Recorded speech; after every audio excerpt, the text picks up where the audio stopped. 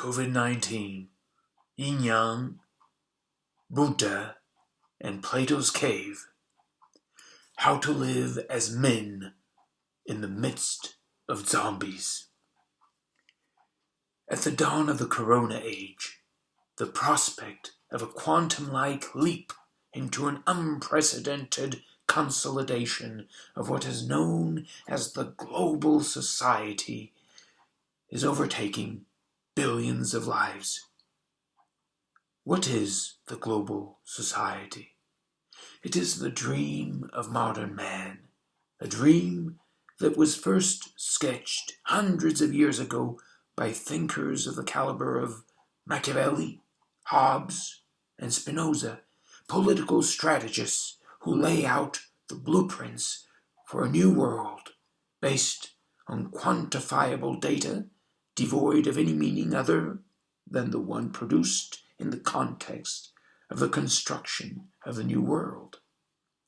The writings of early modern political philosophers ushered into a world in which nature, everyday life and death, was to be conquered or, to echo Giacomo Leopardi, transplanted onto strictly technical grounds.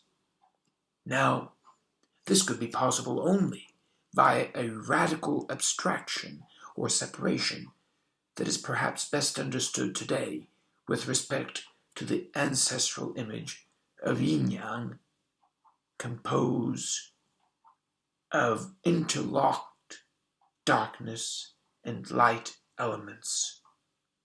Well, the modern world is supposed to be made of only the bright side, the yang, or, to speak with Descartes, only what is clear and distinct.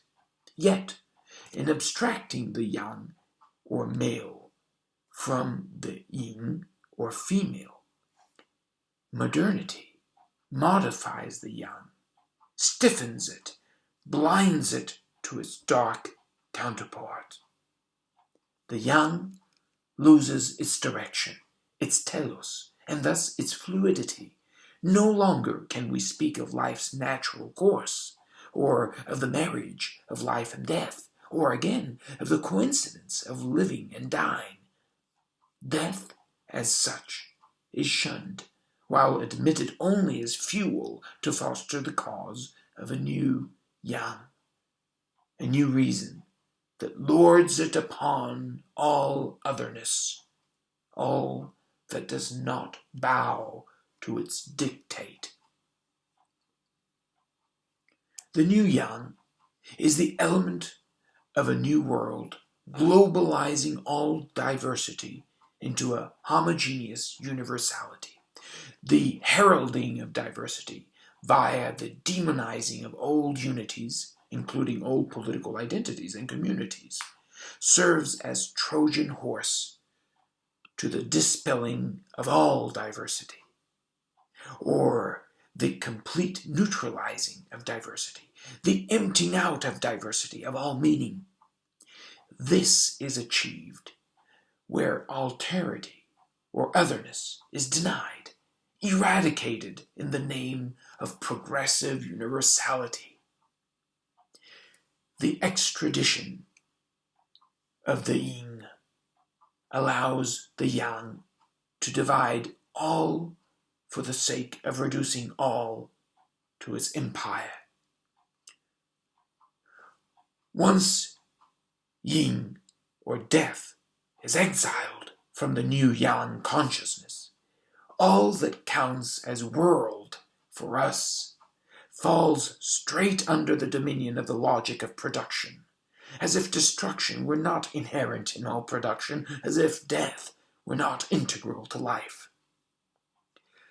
Such is the yang world that has been consolidated in recent months in the name of a crown virus.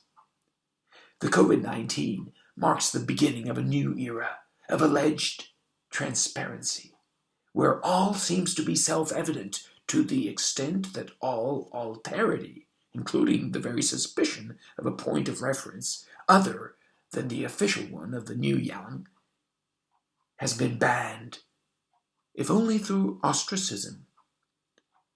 The official, bright side of life, that is supposed to be the incarnation of transparency itself, is the greatest of all masks, the greatest sign of imposture, exemplified so glaringly by the official world discourse about COVID-19, a discourse demonizing all alternatives to it as fake. The triumph of our official global discourse cannot help remaining superficial and thus thin-skinned. The triumph of appearance cannot overcome the threat posed to it by the insurgence of alternatives out of the darkness of a yin repudiated as alien to yang. To better understand the new yang's position vis-à-vis yin, it would help dub the two elements respectively as convention and nature, nomos and physis. There where convention triumphs, succeeding in pretending to have vanquished all opposition, nature, dark cradle of opposition by antonomasia, becomes its enemy. Nature stands as the negation of all that convention claims for itself. It is in a climate of conventional triumph, or of silencing of all dissent, that convention is the falsest. So much so that many an intellectual will be readily tempted to seek truth elsewhere than in the conventional world, just as the pre-Socratic naturalists that Aristotle subjects to critique, or as the anchorites that Buddhism's Prince Siddhartha questions upon discovering the truth is not something to be sought outside of the illusions of convention, but at their heart as the very poetic mind producing them.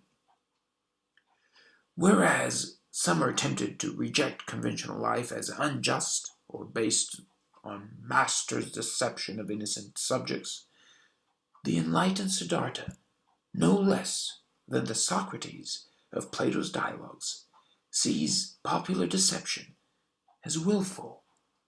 People have a common need for lies, especially the noble or ennobling fictions upon which are built entire nations. Life without lies is unlivable, as Leopardi, in the wake of Vico, taught well.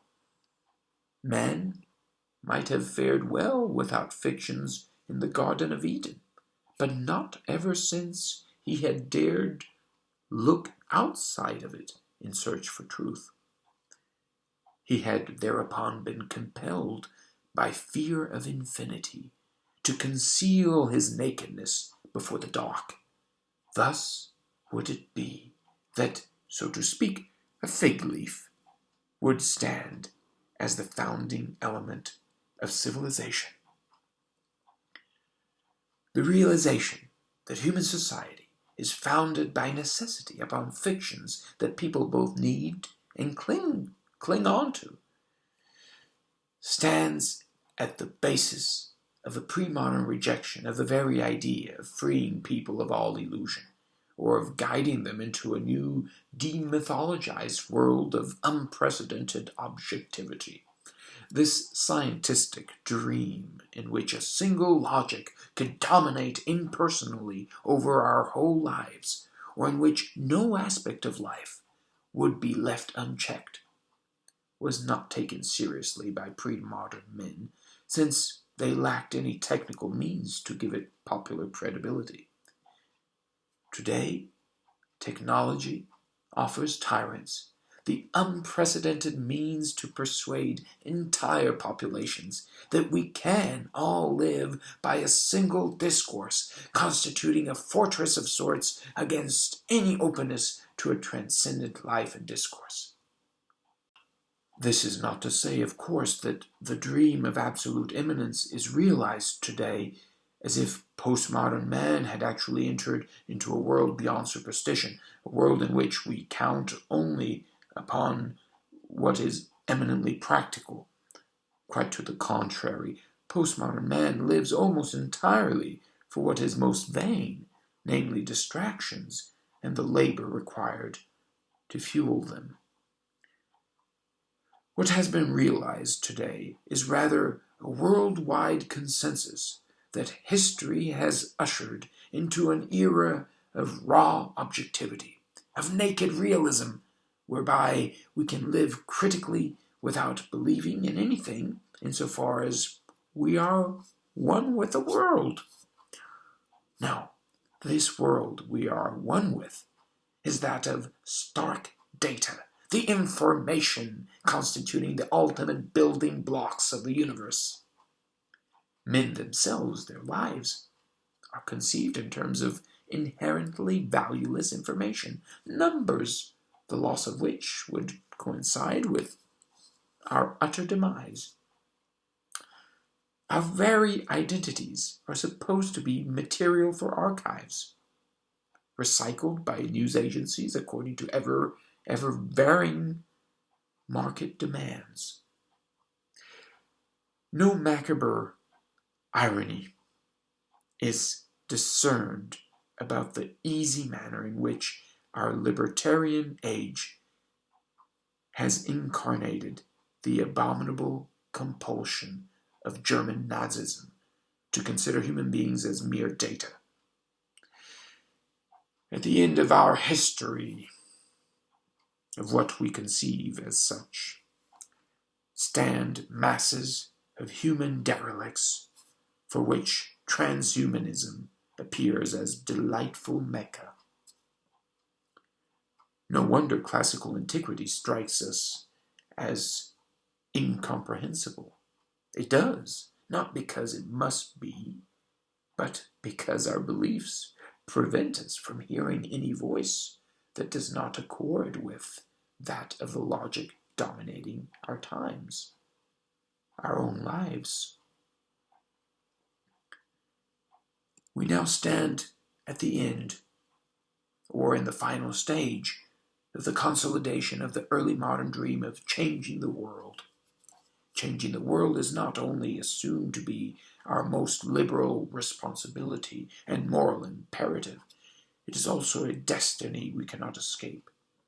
We are, so to speak, condemned to change the world.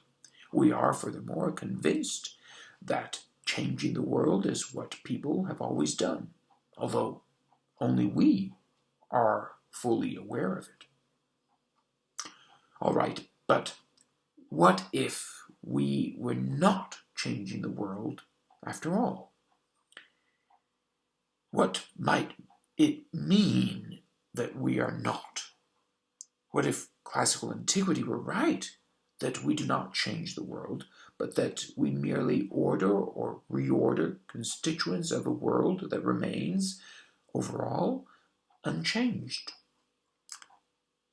Let us imagine the constituents of the world as fixed in types and as a totality, but that we commonly displace some constituents as part of our effort to order, humanize, or civilize areas of the world from within.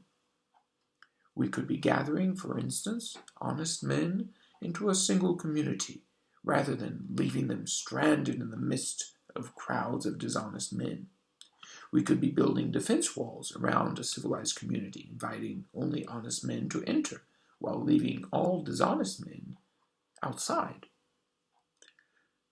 This is not quite the moderate vision that classical antiquity parades, but it is nonetheless a vision that the classics would appreciate, with the understanding, tacit or otherwise, that absolutely honest men are so rare that they constitute an extremely small portion of those who are commonly held as honest, namely those integrated into a city where customs and laws are revered without being mistaken for truth proper.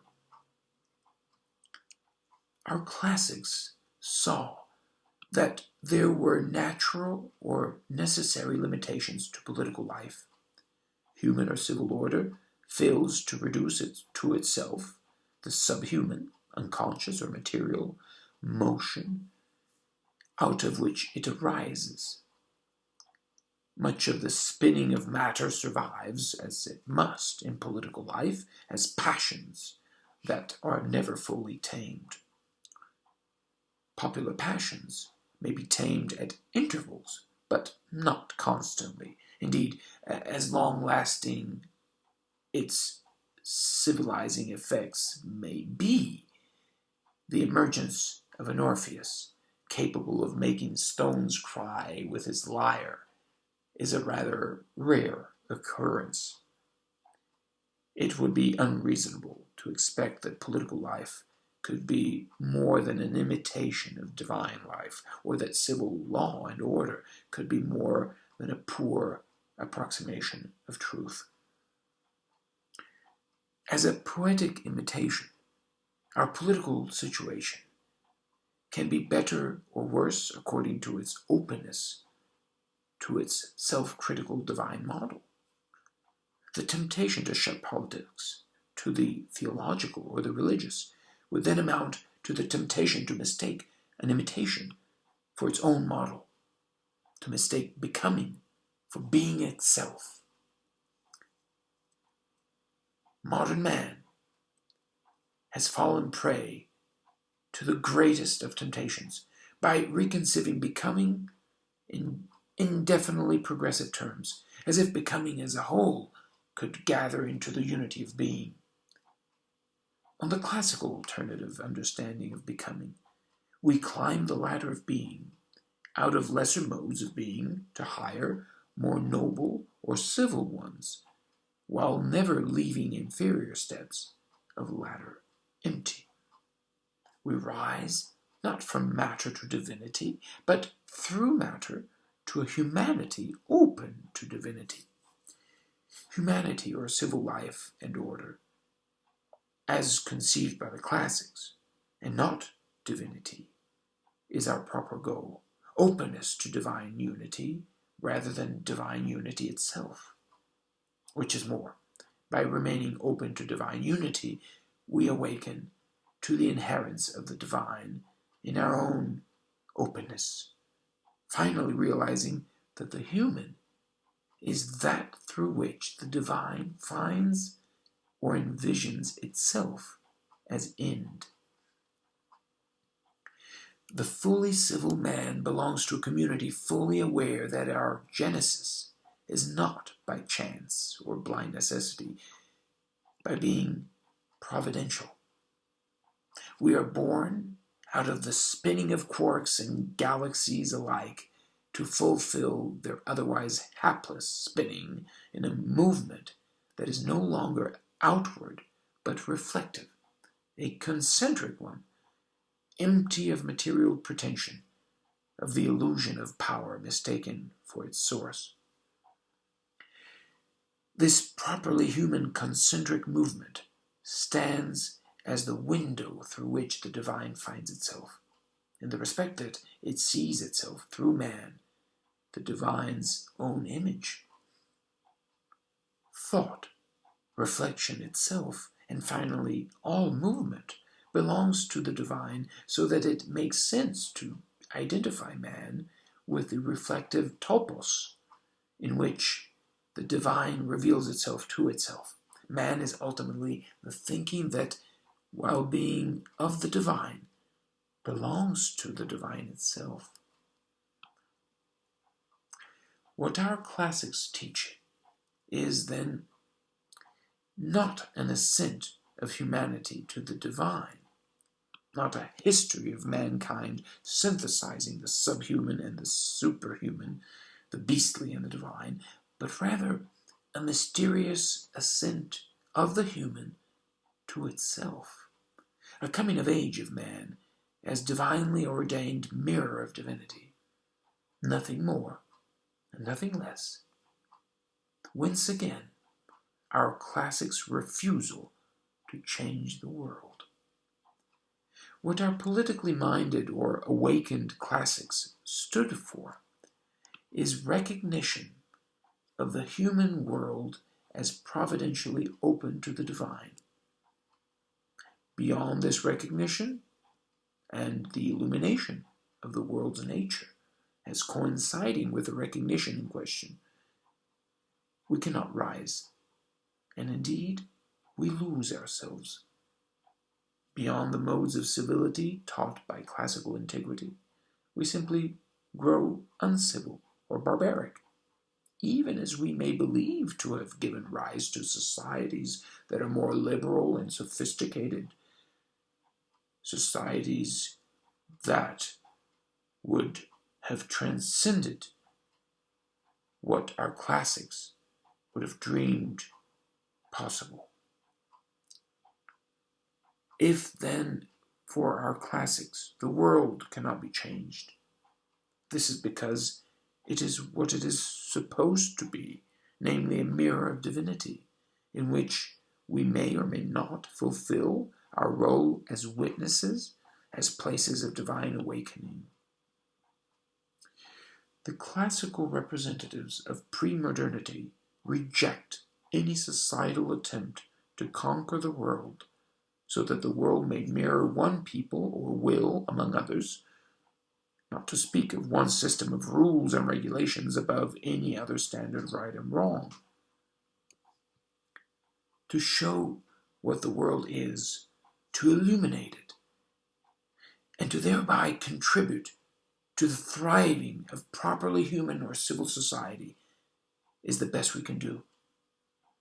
To attempt to do better would be to do worse, or to abandon our humanity in favor of a delusion, all the more where the delusion calls us to sacrifice our openness to the divine in favor of worldly success, as if our success could be measured aside from an otherworldly end. In the best of cases, in some, we can live up to the best societies of classical antiquity, whereas at worst, we can betray what our classics stood for by pursuing the establishment of a society shut to divine transcendence by growing infatuated with its own universal empowerment. That the best societies of classical antiquity were extremely flawed is known. What our times forget is that while flawed, they allowed our classics to produce the greatest testaments of divinity we know of. What classical educators focused on was not the establishment of a perfect society, but the cultivation of highly imperfect societies that would remain, nevertheless, open to divine perfection as manifest through the great monuments of classical antiquity, not least of them the lives of moral and intellectual heroes. Our societies praise themselves for many a wonder, and yet they stand as dwarfs with respect to our classics, and not even as dwarfs on our classic shoulders, but as dwarfs at their feet, dwarfs who believe themselves giants by projecting upon the world their gigantic shadow. We are dwarves by having abandoned the classical pursuit of moral and intellectual excellence, as opposed to the modern imposture of excellence, namely the self-attribution of excellence, shut to any and all standard above it. This is especially evident in university circles, where the parading of excellence tends to serve as mask of mediocrity. What has been, above all, abandoned by our age is the classical phenomenological exploration of ideas. Not mere adventures, as Whitehead might have it, adventures of worldviews in the service of the future, but examinations of permanent forms of humanity, disclosed as fields of pure intelligibility of totality, or of pure understanding of order as such. While not trying to change the world, our classical educators did humanize it in the respect that they helped people return to their humanity, to what they were in themselves, to the reason they were wherever they were. How did our classics help the world? By heroically representing or incarnating, the ideas or forms of intelligibility constituting the world itself. Change was then always functional, even accidental to illumination. What counted was the exploration of the real, non-illusory contents of the world, while the attempt to change them would have seemed absurd. The exploration of permanent forms, ran against modernity's invitation of a future world-dominant form, resolving all conflict between opposed worldviews. What sets our classics apart from modernity is, above all, their education to heroism, an education reflected in their very representation of the cosmos, universal order, or physical motion as unfolding in the light of transcendence. Thus, for instance, our pre-modern classics do not attempt to establish immanentistic explanations of physical motion, explanations reverting to physical forces, gravity, for instance, as ultimate causes. In their stead, explanations open to transcendence were proposed, so that, for instance, the relation between celestial bodies could be thought of in terms of imitation rather than of invisible physical forces. In both cases, explanation relies on analogy, yet in the former case, we have a poetic analogy, whereas in the latter, we have a mechanical, abstract analogy. For our pre-modern classics, it would be a mistake to try to understand the physical in merely physical terms. The preferred alternative would be given by a reading of the physical as imitation of the psychic, an imitation evidently falling short of the psychic. Thus, for instance, we may say that a planet follows a star in the respect that it imitates a superior being, even as it tends to preserve itself. A poetic reading of physical motion is bound indissolubly to a poetic understanding of time and space as dependent upon being. Time, here, is a difference between aspects of a determination of awareness or consciousness. Otherwise stated, time is the measure of the separation between two aspects of a thing relatively to the thing's perfection or its being in thought. We need to slow down to think of time, of what we mean by time. We need to come to a still point. We need to be free to free ourselves of the illusion of being in time. We're not ultimately lost in time, and time does not pass. We do, or rather, things do, as they show themselves according to their way, their mode of witnessing their own being and thought. We may then speak of the time of a tree as the tree's way to reflect its pure intelligibility. In this respect, time is, as Plato would suggest, the image of eternity. Insofar as we cannot attain to the infinite perfection of our being, we move, so to speak, that is, we reappear or reproduce in a manner proper to our kind. The course of our reappearing is our life, a dance of sorts that mirrors, imitates, or bears witness to our perfection, what the human being ultimately is. Thus, as human beings, we have our own time. That is, we age in our own manner. To understand our life is to read it as an algorithm of our eternity or infinite perfection, a picture begging for interpretation. So, man has his own time, while the tree has its own time, its own way of reflecting its being and thought or its pure intelligibility. If we are faced with no obstacle, we would not move, but attain at once to our infinite perfection. It is the presence of obstacles, as Giambattista Vico reminded his readers, that compels us, into motion, and thus, as we have seen, into imitating our pure being. Hence our classics' presentation of life as a poetic endeavor. As for the question of space, as Aristotle would stress, there is no space outside from something disclosing it. Space is created by determinations of mind, so that we do not move in space. Rather, space is generated by our movement, understood poetically as dependent essentially upon a metaphysical perfection or still point.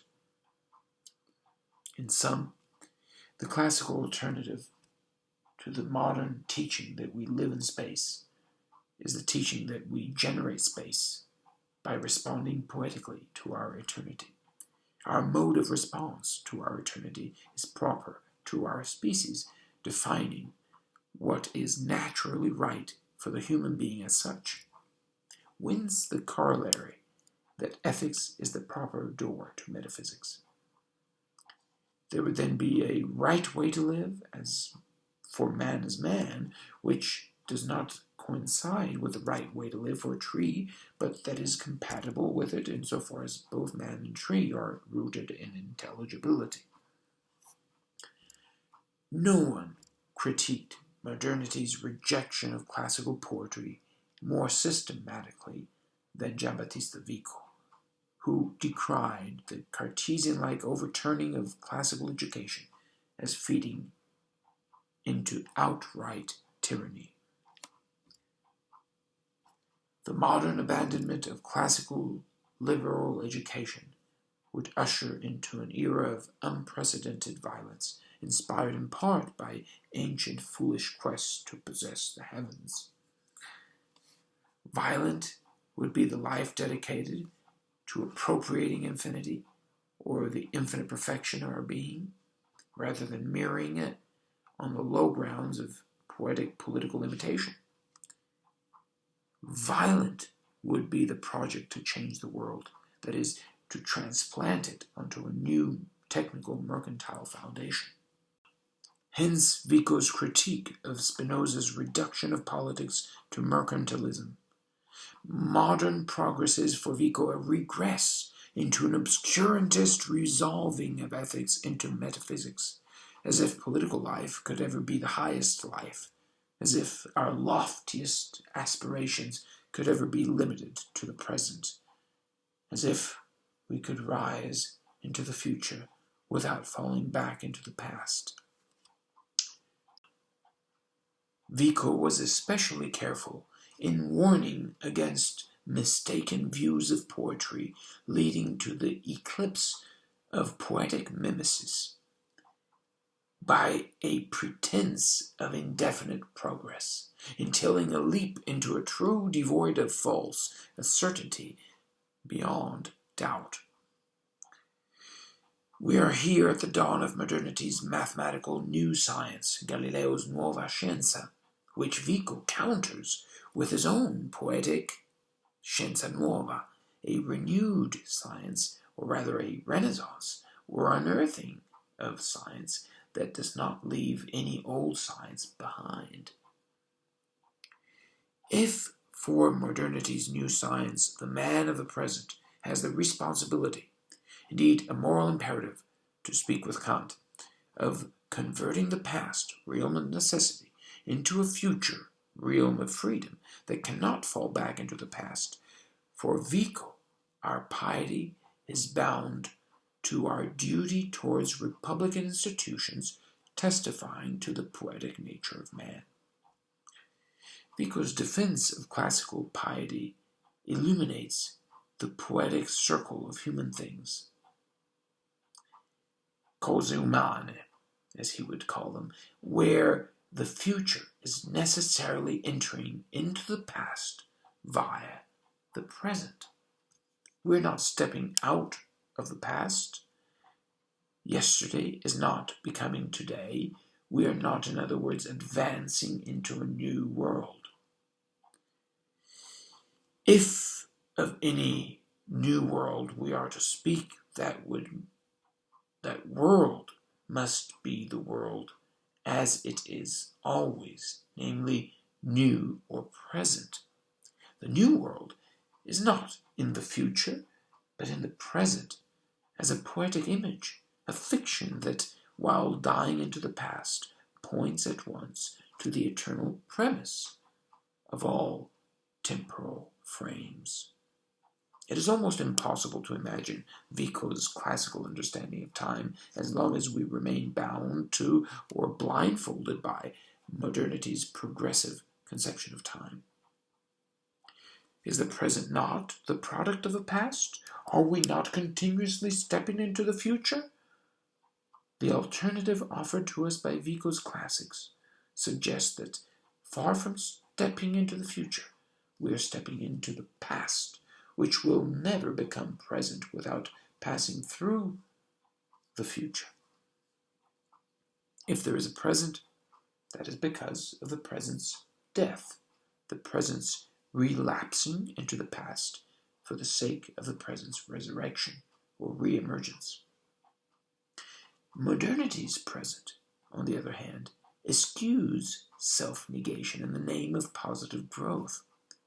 Progressive openness to pure transcendence via self-negation is abandoned in favor of a progressive affirmation into an imminent shadow of transcendence. Here again, modernity offers us a secular replica of the Christian repository of classical antiquity. For, to speak in Christian terms, there is no resurrection without crucifixion. The only resurrection modernity finds appealing is one presupposing the rejection of the crucifixion as a disease, psychotic or otherwise. This is not to say, of course, that self-sacrifice is rejected altogether. Modernity proposes a symbolic self-sacrifice, a shadow or dream of self-sacrifice or self-negation that does not carry out self-negation thoroughly. Self-negation is now a merely strategic or methodological, formal step on the path of progressive self-affirmation. Self-negation stands as a relatively risk-free economic investment. We do not thereby risk our worldly identity or sense of certainty, but merely one or more of its assets, and always for the sake of boosting our historical portfolio. To risk the worldly would be, for the modernist or evolutionist, tantamount to risking everything. This is entirely understandable given modernity's immanentism, or given that modernity's present is as shut to eternal being as Leibniz's monad is windowless. For pre-modernity, the present depends radically upon absolute transcendence. The present's roots, or beginnings, are high and not subject to loss. We can then carry out self-negation thoroughly without negating our raison d'être, which is not a function of our deliberation. Openness to a reason transcending our freedom allows us to risk our freedom entirely without losing it. If reason were limited to that of our development, or of what Hegel calls history, we would never be really risking our freedom. We would merely behave as if we were risking our freedom. Our self-sacrifice would be virtual or self-serving.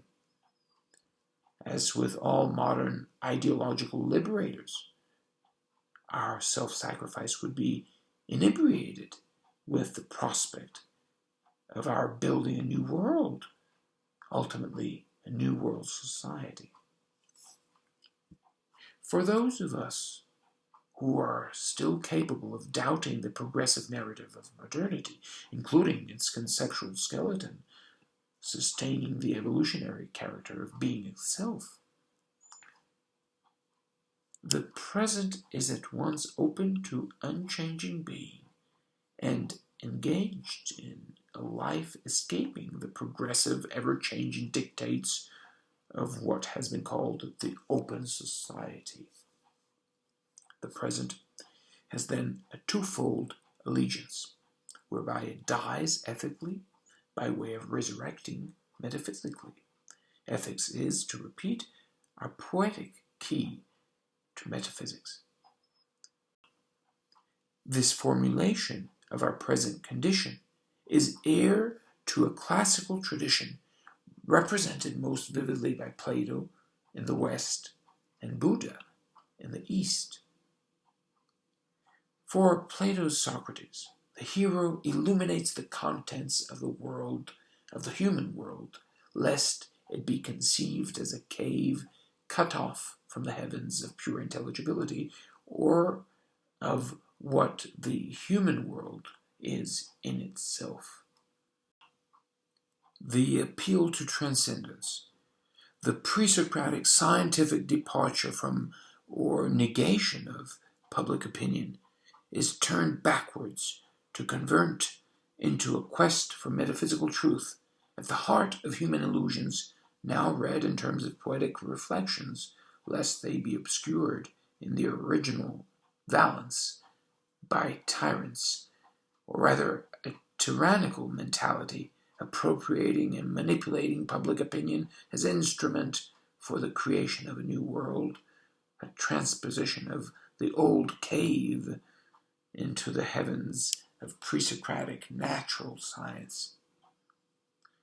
There we would build a new society beyond common prejudices or poetry, a purely technical scientific society of transhuman objectivity, if only one requiring the replacement of old political boundaries, that is, stable laws, with ever-fluctuating mercantile rules and regulations.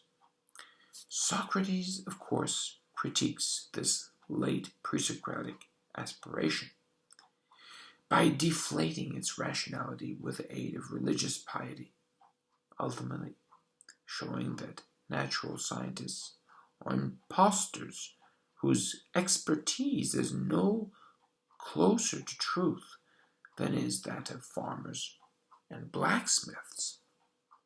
Indeed, for Socrates, sophistry's science stands as the consummate imposture, since it pretends to stand above all piety or republican duty.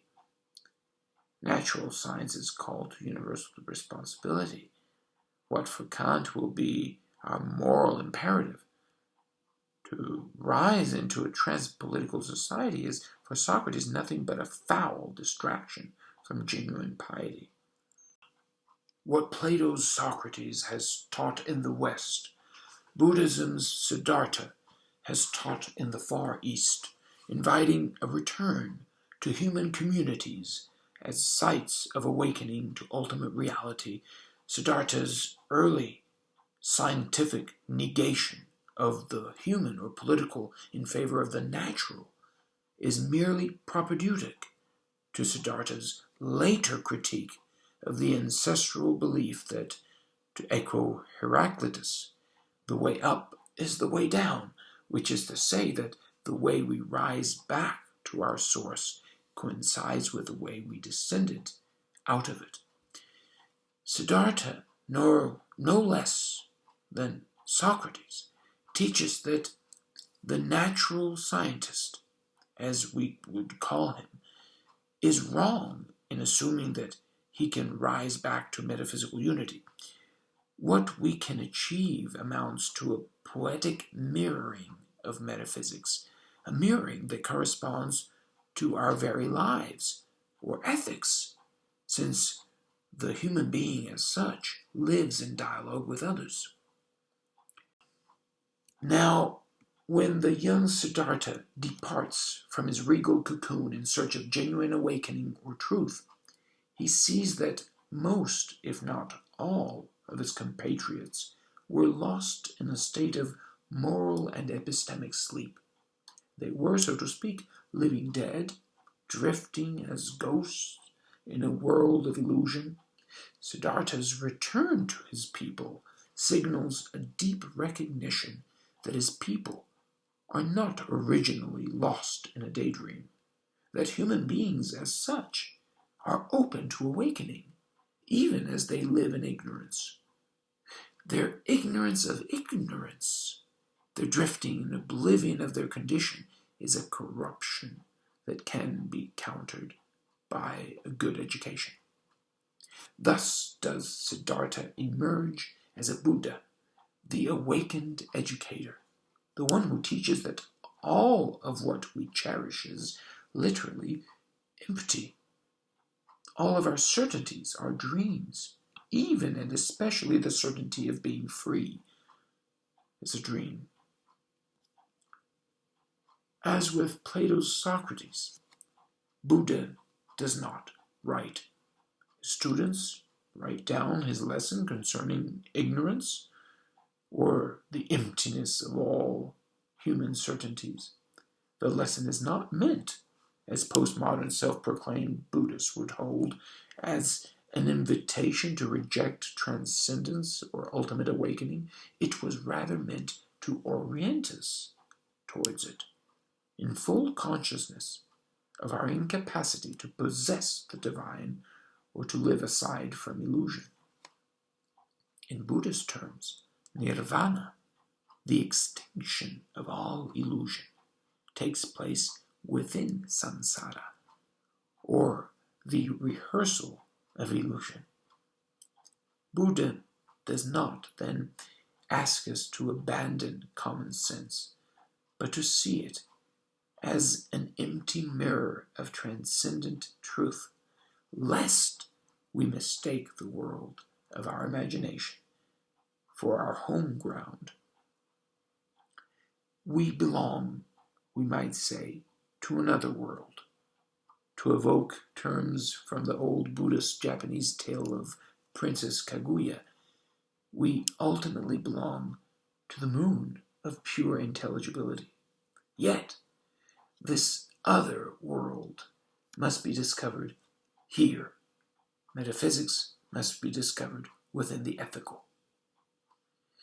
Whence Siddhartha's return to his people and his establishment of a sangha, a community dedicated to truth in the mirror of ignorance, lest we camouflage ignorance as foundation of a castle of impostures, shut to truth inasmuch as they are mistaken for it.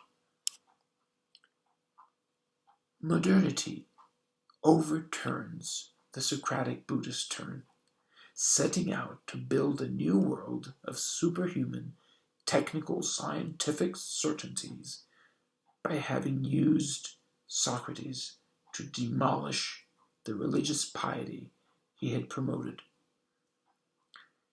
Socrates is then turned against himself, or his work is used to demolish its traditional fruits, not least of them, the fostering of reverence towards divine transcendence.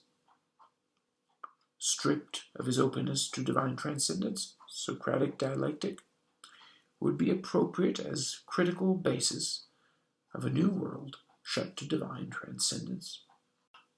Modernity is such a world, populated not by people piously recognizing their ignorance before the heavens of divine transcendence, but by people impiously pious, as Vico would have it, that is, bowing religiously to their idols. Upon returning to us, Socrates or Buddha do not encounter pious ignorance, but impious pretension. People walking no longer unreflectively, but reflectively in their sleep. People who believe to have become enlightened on critical grounds, and who are consequently sworn enemies of anyone doubting their certainties or alleged knowledge. Our science, or its progress, must not be doubted, lest the whole new world of brave modernity fall apart, as a castle of cards. What is more, so as to ensure that the citadel of modern technical scientific certainties thrive undisturbed by serious doubt, our scientific experts have produced a formidable stage upon which they may control all public discourse. The stage in question is the worldwide internet, a telematic net advancing the cause of modernity, while trapping all opposition to it, most notably by fragmenting discourse into piecemeal information, and smothering genuinely Socratic criticism under mountains of spiraling distractions, luring people to abandon, indeed abhor, and condemn the piety of classical antiquity once and for all. In sum, upon returning to us, Socrates and Siddhartha are no longer faced with pre-philosophical ignorance open to the possibility of philosophy, but with post-philosophical ignorance pretending to incarnate the very consummation of philosophy in terms of a science certain of its course inasmuch as it rejects all serious doubt about its foundations. Upon returning to us, our Platonic classics face the enmity of populations believing to be changing the world out of enlightened responsibility. Faced with our armies of post-philosophical transhumans, Socrates and Siddhartha would not try to change our world, but to illuminate its emptiness, our ignorance. They would distract us from the distraction produced or even incarnated by modernity's or post-modernity's post-philosophical idolatry, freeing us from subjection to any and all indoctrination in the interest of both knowledge and traditional religious piety.